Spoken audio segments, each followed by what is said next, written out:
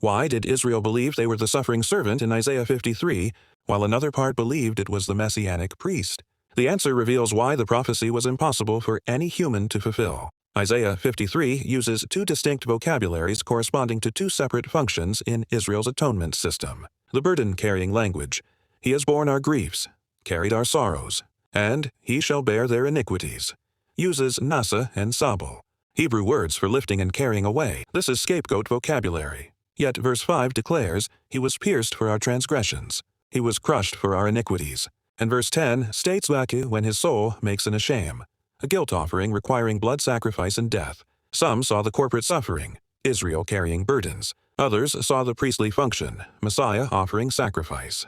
Both were partially correct, but neither grasped that these roles could never be combined in any human. The confusion stemmed from Leviticus 16's Day of Atonement, which required two separate goats to accomplish complete atonement. The first goat was slain, its blood brought into the Holy of Holies to make kafar, blood atonement, covering sin. The second goat remained alive as the scapegoat.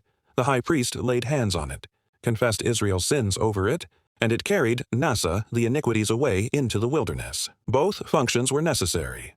The blood atoned, the scapegoat removed. No single goat could fulfill both roles because one had to die and one had to live. Israel reasoned that if two goats were needed for complete atonement, then Isaiah's combined vocabulary must indicate multiple fulfillments, the nation suffering corporately and the priest offering sacrificially. No human could be both the living burden-bearer and the dead sacrifice. But Isaiah 53 prophesies both functions unified in one person, which is why only Christ could fulfill it. The burden-carrying occurs through incarnation itself. John 1:14 declares, "The Word became flesh." And Philippians 2:7-8 explains Christ emptied himself by taking the form of a servant, being born in the likeness of men. He humbled himself by becoming obedient to the point of death. God willingly took on human flesh to bear our griefs and carry our sorrows. This is the living scapegoat function.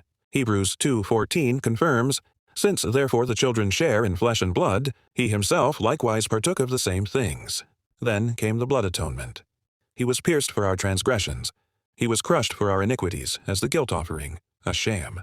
What required two separate goats in Leviticus is accomplished in Christ through incarnation and crucifixion. He bore our burden by becoming one of us, then shed blood for our atonement by dying for us. The prophecy's requirements were humanly impossible to fulfill, proving that the suffering servant could only be God manifested in flesh, accomplishing what the law foreshadowed but no created being could achieve.